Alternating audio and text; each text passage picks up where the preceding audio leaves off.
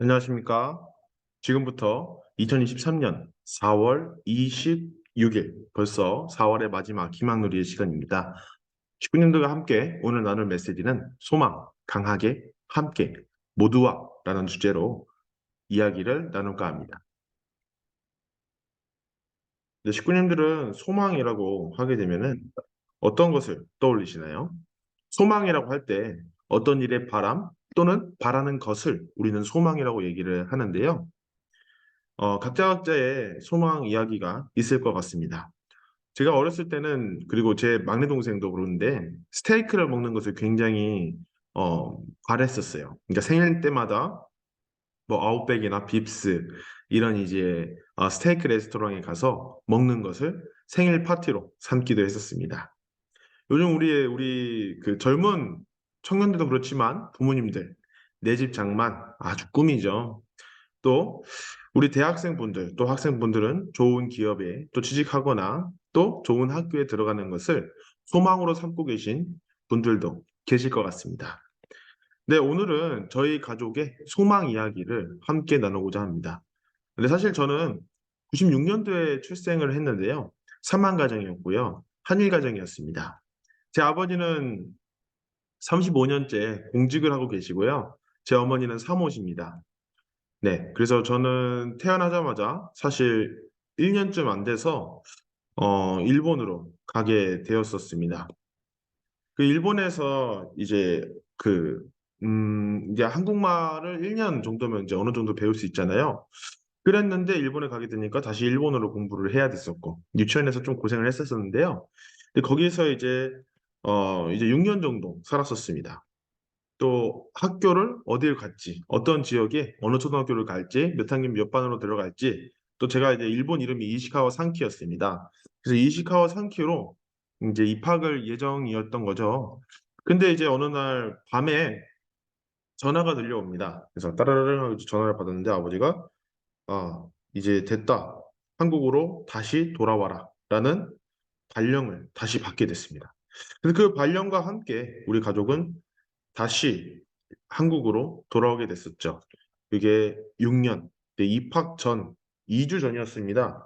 2주 전에 그 다 취소하고 다 한국으로 돌아오게 됐었죠. 근데 어떻게 할 수가 없었습니다. 바로 초등학교에 들어갈 수밖에 없었고, 그 1년 꿇는다라고 표현하죠. 한국어를 공부하기 위해 그런 시간도 필요함에도 불구하고, 그냥 초등학교를 들어가는 것으로 그렇게 결정을 했습니다. 사실 저의 학창 시절 별명은 벙어리 병신이었습니다. 초등학교 3학년 때까지 정말 한국어를 못했어가지고 이름을 쓰는 것도 또 아버지 어머니 이름을 외우는 것도 또 책을 읽는 것도 굉장히 어려웠습니다. 그래서 제 주변에 있는 친구들은 저를 항상 벙어리라고 놀리고 또 말도 못 알아듣는다고 그렇게 놀림을 했었습니다. 지금도 선생님께서 제게 윽박을 지르면서 너 선생님 무시하는 거야? 라고 얘기했던 그때 그 모습이 지금도 선명하게 남아있기도 합니다. 그러다 보니까 저는 이 생각이 들었습니다. 통일교가 나한테 해주는 것이 무엇일까? 오히려 나의 삶을 이렇게나 힘들게 만들고 있지는 않을까? 그렇게 생각하면서 신앙생활을 열심히 하시고 공직 생활을 하고 계시던 부모님과 저는 점점 더 멀어지게 되었습니다. 2012년에 제 인생에 있어서 가장 힘들었던 시기이기도 했었습니다. 저는 가장 친한 친구였던, 또 어떤 이야기도 나눌 수 있었던 가장 친한 친구였던 할아버지와 이별을 하게 됩니다. 할아버지가 돌아가신 그 해에 참 아버님께서도 세상을 떠나게 천주성화를 하시게 됩니다. 저는 정말 너무나 힘들었습니다. 할아버지께서 정말로 과장을 하지 않고 자기 목숨보다도 저를 더 소중하게 생각하셨던 그때 그 할아버지의 사랑이 정말로 저한테는 너무나 귀하고 너무나 힘이 되고 너무나 제 인생의 빛과 같은 그런 존재였기 때문에 정말 저는 힘들었습니다. 저는 그래서 우울증 약을 2년간 복용하기도 했었고, 아버지 어머니도 힘드셨지만, 그렇게 저는 나 혼자 살아가는 그런 모습을 보였습니다. 부모님께 반항이 어찌나 심했는지 부모님께서는 가끔 그런 말을 하셨습니다. 내가 너를 낳은 것을 후회하기도 한다라는 말도 하시고 또 부모님께서는 너 같은 애가 신앙하면 안 돼. 교회도 가지 마. 이렇게 얘기를 하기도 하셨습니다. 그래서 아버지 어머니가 저를 포기하고 쟤는 안 되겠다 이야기를 했었습니다. 그러나 딱 한 사람은 포기하지 않았습니다. 그 사람이 누구였냐면 바로 제 동생이었습니다. 엄마 아빠가 형은 안 되겠다. 형은 좀 안 될 것 같다라고 얘기를 했어도 동생은 엄마 아빠 형을 믿어주세요. 형의 마음은 착한데 아직 몰라서 그래요. 그렇게 얘기를 했었습니다. 동생은 저에게 먼저 여러 가지 집안의 고된 일을 하고 또 말씀을 저한테 전해주려고 5년 동안 노력을 했습니다. 자그마치 5년입니다. 고등학교 2학년, 3학년 때부터 그렇게 바쁜 때부터 대학생 때까지 정말 많이 공부를 하지 않습니까? 그때 동생이 그 5년의 기간 동안 저를 구하려고 그렇게나 노력을 했습니다. 네, 그랬습니다. 그런 동생의 모습을 보면서 그리고 부모님께서 어느 날 GTG와의 수련회를 가지 않겠냐 하셔서 동생이 그렇게나 나를 위해 고생하는 것을 저는 알고는 있었습니다. 귀찮았지만 정말 듣기 싫은 말들이었지만 그래도 동생이 저를 위해 해준다는 것은 알고 있었습니다. 그래서 GTG와의 수련회를 가게 됐습니다. 첫째 날이었습니다. 그 GTG와의 수련회에 가고 나서 거기서 이제 어, 참 어머니께 드리는 편지를 작성하는 시간이 있었는데요.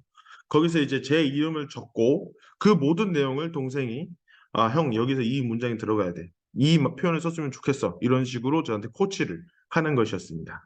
사실을 다 작성했어요. 그래서 드렸습니다. 근데 그것이 참 어머님께 직접 보고가 됐다는 이야기를 전해 들었습니다. 저는 그때 생각했습니다. 통일교라는 이유만으로 내가 따돌림 당하고 내 인생이 망가지고 내가 그렇게나 힘들었는데 아버지는 집에 오지도 않고 어머니도 바쁘시고 정신도 없고 이런 상황에서 나한테 통일교라는 것은 짐이고 고통이고 시련이었는데 뭔가 알 수 없는 그런 위로받는 느낌을 받았습니다. 그리고 그 수련의 장소에서 리베리아, 뭐 그런 이제 아프리카, 그런 나라에서 온 사람들도 설거지 봉사를 기분 좋게 하고 또 어려운 사람들 있으면 다 도와주려고 하고 그런 것들이 정말 전 세계에 이렇게 살아갈 수가 있구나 하는 것을 다시 한번 느끼게 됐습니다. 그리고 저는 갔다 오고 나서 180도 삶이 변화됐습니다. 저는 당시 공무원하고 같이 일하는 그런 비서관과 같은 역할을 했었었는데요. 제가 남들이 하지 못하는 일을 내가 더 하려고 노력을 하게 됐었고, 또 그 과정을 통해서 사람들이 고마워. 아유, 역시 누구누구야. 덕분에 살았다. 정말 한숨 났다. 이런 얘기를 듣고 얼마나 뿌듯했는지 몰라요. 그래서 위하는 삶의 기쁨을 그때 찾을 수 있었습니다. 그리고 저는 그렇게 생각했습니다. 내가 지금 살고 있는 이 지역뿐만이 아니라 더 큰 무대에서 더 많은 사람들을 위해서 살아보자. 그렇게 생각을 했습니다. 사실 저의 소망은 다른 분들의 소망과 크게 다를 게 없었습니다. 저도 삼성이라는 큰 대기업에 들어가고 싶었고, 한국석유공사, 또 하나생명, 이런 곳에 들어가고 싶었습니다. 누구나 딱 들으면 야, 대단한 기업에 다니네 라는 그런 기업에 저도 들어가는 것이 몇 년 동안의 저의 소망이었습니다. 그랬었습니다. 그래서 그때 내가 그때 그렇게 더 큰 무대에서 살아보고자 했을 때 이 기업들에서 제안이 들어왔습니다. 연봉이 작게는 7천만 원에서 많게는 1억 가까이 되는 그런 수준이었습니다. 저는 가고 싶었지만 저는 결단을 했습니다. 바로 UPA에 들어가는 것이었습니다. 그래서 저는 지금은 이렇게 여러분들 앞에 서 있을 수 있게 되었습니다. 사실 오늘의 주제인 소망이라는 것은 제 동생이 첫 예배 시간에 말씀을 나눴던 주제입니다. 시간이 흘러서 2017년에는 제가 방황하고 또 사회에서 일하고 있는, 또 목적지도 모른 채 그저 돈만을 추구하면서 일하고 있었던 저의 모습에서 이제는 여러분들 앞에 청년교회장으로 있게 됐습니다. 그리고 저를 구하려 했던 제 동생은 이제 제 후배가 되어서 선문대학교 청년교회장으로 있습니다. 그 청년교회장 범위가 첫 예배 시간에 했던 말씀의 주제였습니다. 동생은 고백했습니다. 내가 그렇게까지 형을 위해서 할 수 있었던 이유는 바로 소망을 가지고 있었기 때문이라고 얘기를 했었습니다. 그리고 돌이켜보니 어머니 아버지가 그래도 나를 포기하지 않고 내가 잘못할 때마다 돌아오겠지 생각하면서 소망을 가지고 버텨오셨고 인내하셨고 기다리셨다는 것을 알았습니다. 바로 우리 가족이 소망, 반드시 행복해질 것이다. 반드시 좋아질 것이다. 하나님과 함께 나아갈 것이다. 라는 그런 소망을 갖고 살아갔었던 우리 가족의 소망 이야기였습니다. 이러한 말씀이 있습니다.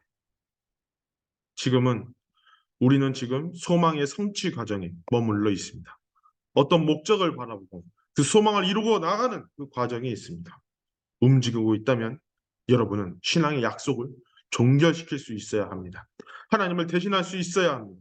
인간을 통하여 세우지 못한다면 예수님의 뜻도 성사될 수 없고 하나님의 뜻도 성사될 수 없습니다.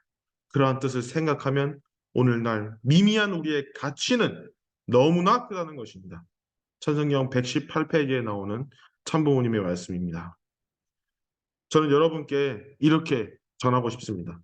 소망을 가지면 어떠한 일이든지 어떠한 시련이 닥쳐도 절대 포기하지 않습니다.